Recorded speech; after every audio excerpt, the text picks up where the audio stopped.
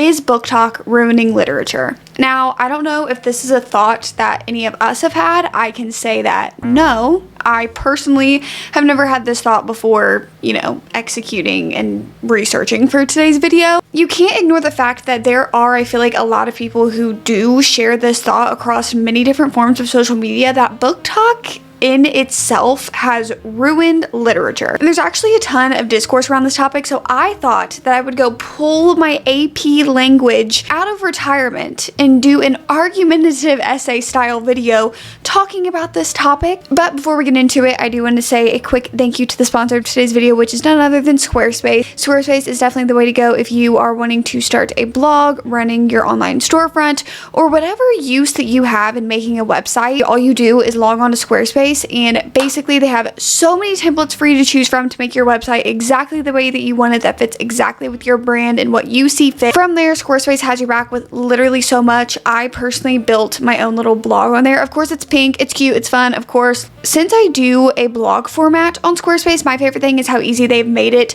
to link all of the different social medias or different platforms that you may be on. As somebody who is a content creator, having a seamless flow for people to go see your other streams of content is very important to me. But on top of that, I am somebody who is into analytics, and Squarespace offers a lot of that for me as well. You can see where people are coming from your website, literally geographically, which I always say that because I think that is so much fun. Other little data and analytics that will help you know how to run your website the best that it can be. So you guys can head on over to squarespace.com, start your free trial, but when you guys are ready to launch, head over to squarespace.com/DestinySaidBall to get 10% off your first purchase of a website or domain. Thank you so much again to Squarespace for sponsoring today's video. Now let's get into if literature is ruined forever. Now, I want to start this video with a huge disclaimer. Nothing I say in this video is factual. This is all opinion-based writing. I just kind of want to have an open discussion, from both sides. We're going to be looking at both sides here. And also, I'm not here to shame anybody if you fall under any of these points. As long as your behavior is unharmful, I don't care. I'm not trying to make you feel bad. I'm not trying to say bad things about anybody. I just thought that the topic of this is very interesting to me, and it's nice to chat from both sides and have some discourse about it. And it's just pure entertainment at the end of the day. Let's get into it. Is Booktok ruining literature as we know it? Now, I will say that obviously you may be able to tell by my tone of voice when talking about this topic that I think that this is definitely a stretch for sure. I do not think literature is ruined, because even if you were looking at it from the perspective of what a lot of people see as literature, which would be like classics or, I don't know, esteemed literature, according to the dictionary, literature is written works, especially those considered of superior or lasting artists. One says books and writings published on a particular subject. Another says literature is first and foremost humankind's entire body of writing. And then something else says that it originally meant the use of letters or writing. So literature itself has different definitions, but basically I feel like people in their opinions define literature as different things. Now, I will say that even within this broad subject, there are other conversations that come up too, like, is Booktok ruining, publishing, like that type of business as well, which we're not really going to dive deep into. I feel like if I would have went to college and went for my degree in publishing, then maybe I could have been able to talk on that, but unfortunately I do not know the behind the scenes of that, so we're not really touching that for right now. First of all, though, I do want to go to the points that people I have seen make of why they think that TikTok could be ruining literature, and I will be honest with you guys, some of these points are very, very valid. Let's get into why Booktok is ruining literature. First and foremost, I feel like one of the complaints, one of the things that I see a lot is there is a certain side to Booktok that's a little, I don't even know how to put it into words. I have seen in recent developments people who may be romanticizing dark romance a little bit too much. There's recently, unfortunately, been a man that has came out in the press, and he is actually people on this specific side of Booktok decided to romanticize this man, leaving comments about this man that were concerning, to say the least, having the knowledge of the crimes and atrocities that this man has committed, where we have seen this a few times on Booktok within itself that sometimes it sticks to a specific like fictional man. For example, with the cat and mouse duet, which is Haunting and Hunting Adeline. If you guys have never heard of it, skip forward in this video because you should keep going on with your life not knowing what those books are about. For a video one time, I was like, ooh, I'll read these. I have never been more disturbed by a piece of fiction than when I read like 40% of that book, and it has unfortunately never left my brain after that. I feel like there is a line, because listen, I have read dark romance before. I literally have a dark romance shelf where, you know, like I've been in my mafia romance, you know, more when I was in high school, scrolling through Wattpad. I will say in my, you know, like adulthood, I haven't really reached for books like those. I feel like as long as we are going in with the lens that this is fictional and to not romanticize it, but then you have the argument that within reading the fiction itself, you're romanticizing it in a way. There is a difference, especially with the cat and mouse duet, of what this man does. This man's a literal stalker, and consent feels like a very big question mark within the book. So romanticizing that, Zaid, is his name Zaid? He has became like one of the like book boyfriends on Booktok of like people that, you know, are romanticized. That's always been crazy to me, because the things, especially after I read literally just 40% of the first book, we are romanticizing this man's actions. Wild to me. When we start doing that is when it starts, you know, like going into everyday life. So then when you open Booktok and you are being seen to the public media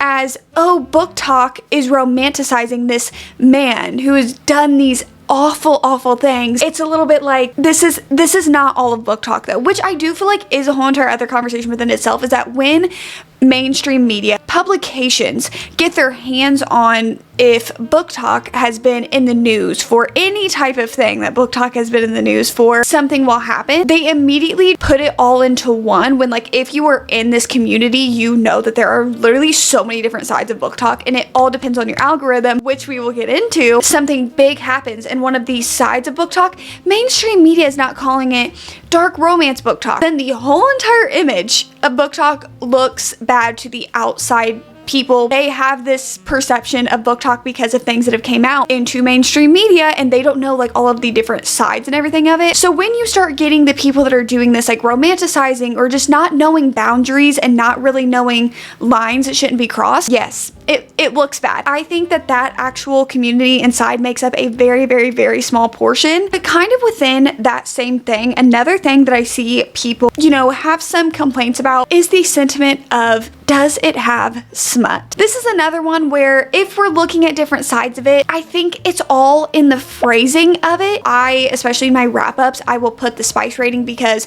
I am putting it there for people who, you know, there's a large audience of people that I feel like are avoiding spice, or if I have a younger audience, or if I have parents watching that have, you know, kids that are younger and maybe they're trying to gauge the age rating of something, I put spice ratings out there for that specific reason, to educate of that for people who are trying to avoid it, or for who are just trying to, you know, like, no. I think the sentiment of, does it have smut within, like, if people are recommending, say, a book that is seemed as prestige literature, and somebody comments this, or if it's a book that somebody's going on and on about, they're like, it is deeply emotional, it is life-changing, like, whatever, blah, blah, blah, and you're gushing about this book that you think is more, has emotional depth and is very powerful for people to read, and then people are in the comments saying, does it have smut though? We missed the whole entire point. And I do feel like I can't understand people's complaint about this, because it's like, I'm not talking about the spice in this book. I'm talking about how this book changed my life, and that's what you should read it for, and you should read it to be educated, or you should read it because it's a powerful piece of literature that will help open your eyes to different things in the world. We're not talking about spice here. I understand that frustration and where it can come from. I definitely think it's a thing of time and place. This is one that I've seen a little bit of discourse about, and honestly that I have even noticed within this, and I feel like it's ever since Booktok got popular and you get these book series that rise to popularity, whether that's like the start of the series, like you find Booktok finds it in the middle, or if like from the first book we're finding it and it's becoming popular. Obviously this is that every author's best dream is that a piece of work that they have constructed and written gets a hold of Booktok, because obviously social media is so big in this day and age and can change somebody's life genuinely, especially like with their work. Something that I've been seeing is that this popularity may lead to some rushing within both the work of it and the production of a book. My thought process with this in specifics is that I would guess that this rushing could come and stem from is that if you have this popularity, obviously you want it to stay. You want people to keep talking about the book. You want the discourse around the book to be long and for it to stay popular. So with this, it makes me wonder if authors are feeling this pressure to put out books very fast. That way they can still be a topic of conversation. That's where I feel like maybe this is happening, is because obviously when you get that rise in popularity, you want it to stay there because that is what's helping the book sale. And I want to say this right now, even with me saying this, I am saying this as literally a guess, and this is where my thought process goes. I am not an author in any way. I don't know how the publishing background works. Literally, I have never even written anything. Like, the most that I've done is writing a Goodreads review, and those are mediocre at best. I know nothing about this. This is just kind of where my thought process is. But I feel like this could start leading as well, which is where I've seen this conversation, is that the writing quality is going down, and that it's just like work feels rushed when you read it. And I feel like you can tell when these authors feel like there was a pressure to put the book out in this specific time frame, because I feel like you can just tell a first book or the last book that is super hyped up, it was published before the popularity, and then the next book is published post popularity, and it feels like a work is rushed. Like the feeling is just not the same even when you're reading it, and you do get that sometimes. That is where people are saying it's ruining literature, because even these authors could be allegedly like, not saying this is even how any authors feel, just how I think is that they could feel a little pressured and want to put books out faster, and so the quality isn't as focused on. But with all of those points, I can understand where people come from by saying that it's ruining literature because of social media becoming so popular and bringing book into the limelight of popularity. I mean, let's not act like reading is a new idea. Like, books have been around for how long?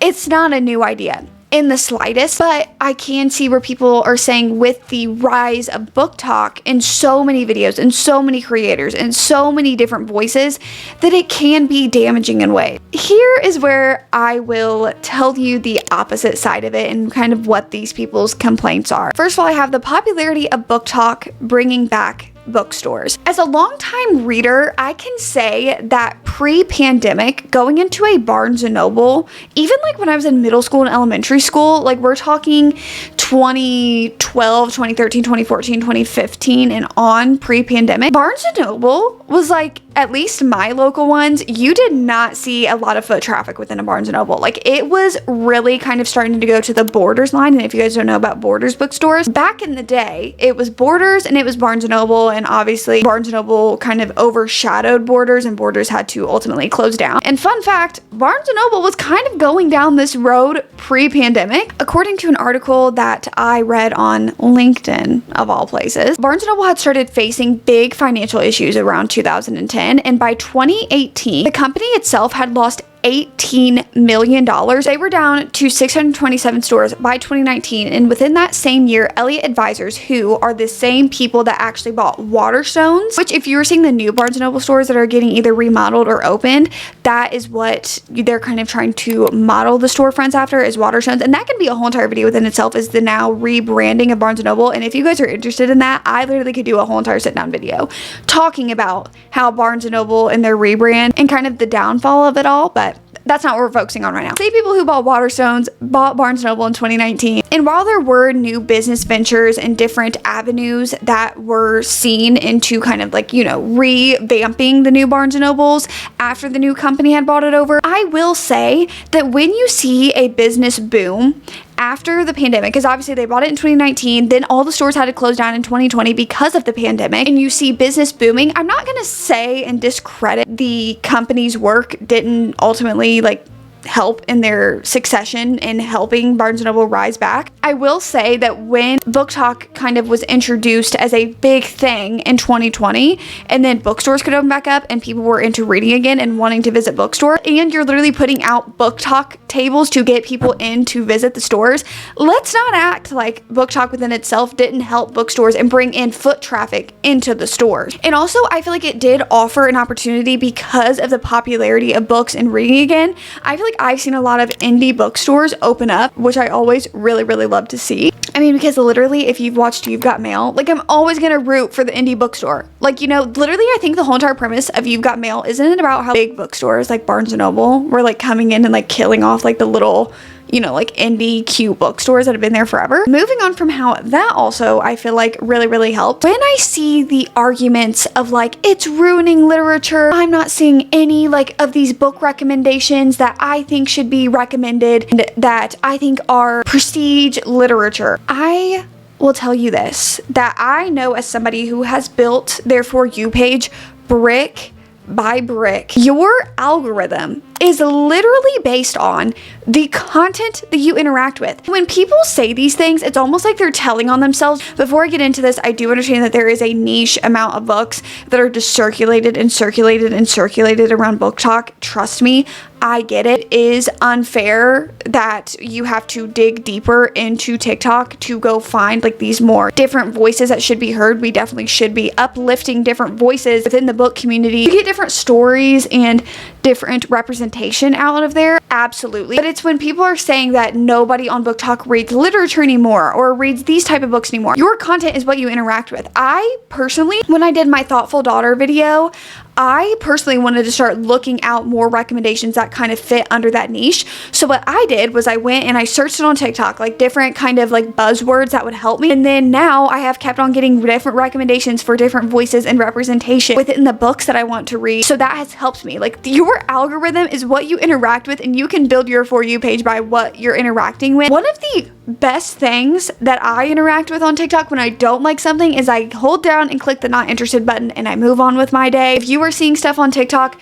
all of the time that you hate, I kind of am starting to question if it's not because it's the content that you're constantly interacting with. If you're genuinely like at a loss and you want to be on a different side of Booktok, I would just recommend that to you. Like, if you want to be more on like a classic, really highly regarded literature, I would just start looking at the buzzwords that could do with those, and then that way you can kind of start pulling in your For You page different things that will help you find recommendations for those books. You make your algorithm, guys, so just tailor it the way that you want. One of my albums just fell. I don't know if you guys heard that. Which kind of leads me into my next point, which is I have seen this so much. If you are not reading well, highly like classics or literature, then you are not a real reader and you are not really reading books. I'm gonna touch your hand when I say this. Reading is a form of escapism and is a hobby for so many people. This is like, somebody could be having a stressful day, and I have been that person so many times in my life, and definitely in my adolescence as I was getting older. Books were such an escape for me that I would just want to escape into a book and pick it up if the premise of it was interesting to me, to distract me from the dark thoughts that I was having. And when I was literally in a place of like really dark depression, books were helping me out of it and helping me to think of different things. To not know why somebody is reading a certain book and then to look at them and say that they are not a real reader because they are not reading books that you see as books that are worth reading is absolutely insane to me. And you can say that that is ruining literature within itself because you, by shaming somebody for what they want to read, like, as long as it is not harmful, and I will always say this, if it is not harmful, why are we shaming people for reading things? And most of it is women reading romance books is what I always see, kind of shamed in a way of being like, no, that's not real books, like, you're not actually reading, which is why I personally love the rise of TikTok, because I feel like so many women have came together and kind of given everybody a space to feel comfortable and safe reading the books that they want to read. I don't know if this is breaking news to some of you guys. If there are words printed on a paper and it has binding to it, and like there's a front and a back cover to it, it's a book. And if I'm reading those words, I'm reading it. Also, I see this all of the time, and this is probably one of the most frustrating points that I have seen, is that Booktok is terrible and has terrible recommendations because I didn't like the book that somebody recommended me. I have been there. There have been so many Booktok books that I have read that I'm like, are we reading the same book? But then I remember, oh my gosh, everybody has different book tastes. Like, there are different things that I'm looking for in a book that I enjoy in a book than somebody else does. Like, we're all different people and like enjoy different things. I probably won't like every single book to come out of Booktok, but I'm not going to discredit people and say that their book tastes are horrible. Like, I've even seen that where people are like, your book tastes are awful. I want to stop you right there. What you just said, the first word in that sentence, that does imply that it is my book taste. I am just telling you the books that I like. I'm not even telling you that you're gonna like them. I want you to read them. That way you gauge your own opinion on them. And if we can agree, that's absolutely amazing. I can't wait to gush about this book together. But even if we disagree, which I have had friends that do not like my books that I absolutely love, and we still have conversations about the book positively and negatively. And I even think that that's interesting, to be able to like sit down and not deconstruct somebody and absolutely tear them down for liking something that you don't like. Having a conversation back and forth with each other about what didn't work for you and what worked for them, I think it opens up so many different ways of conversation, and it's so interesting to see what people like versus what they don't like and what works for them and what doesn't work for them. Like, it opens up conversation. If everybody liked these same exact things, life would be so boring. And I'm never gonna look at somebody who has different book taste, music taste, TV show, movie taste, and be like, well, yours is awful because yours isn't the same as mine. And that's not even saying that, yeah, some of the Booktok books, personally, my personal book taste, I'm like, yeah, this book was probably a little bit awful, or like I didn't enjoy it. But I would never look at somebody else and go, this book is awful, you have terrible book taste, and literally Booktok is awful because this is the book that they're recommending. Because again, from the beginning, there are so many different sides to Booktok, and you are falling under this just like rounding it out to just one specific everything, when it's not. There are so many different sides of Booktok. Go explore it. Go explore your algorithm.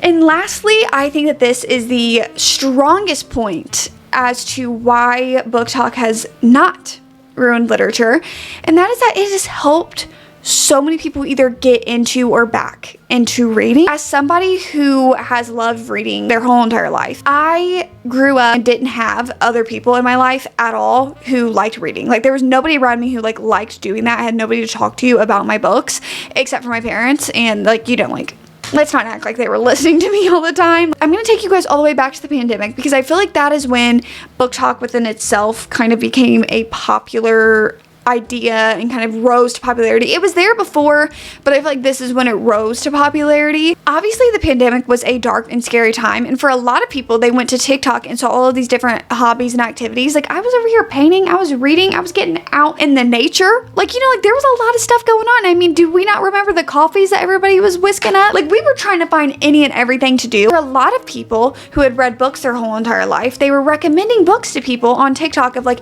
you can pick up a book and start reading. And that got so many people into reading, which I think is beautiful. I have always lived by the saying that has been said and said and said, is that I genuinely feel that there is a book out there for everybody. You just have to find it and like find what you like and find your own personal book taste. But I feel like it has opened a whole entire community. Again, going back to what I said of like growing up as somebody who loved books and didn't have anybody to talk to about them, when I turned to Booktok and Booktube and literally found a community of people who love books and want to talk about them with me, like, it was so insane when I stumbled upon Booktok and Booktube that there were a group of people who were as passionate as me about something and wanted to talk about these same exact books, and like everybody has these same ideas or like different ideas that you find off of people, and like also just finding this creativity, how to find other books and like what people think about them and content that you enjoy. I feel like there was so much positivity that has came from me finding this community because of Booktok within itself. It is something that I would always be grateful for, because I literally have found so many good things in my life because of Booktok. You know, I don't think that Booktok is ruining literature. I think that there are definitely positive and negatives to literally every single thing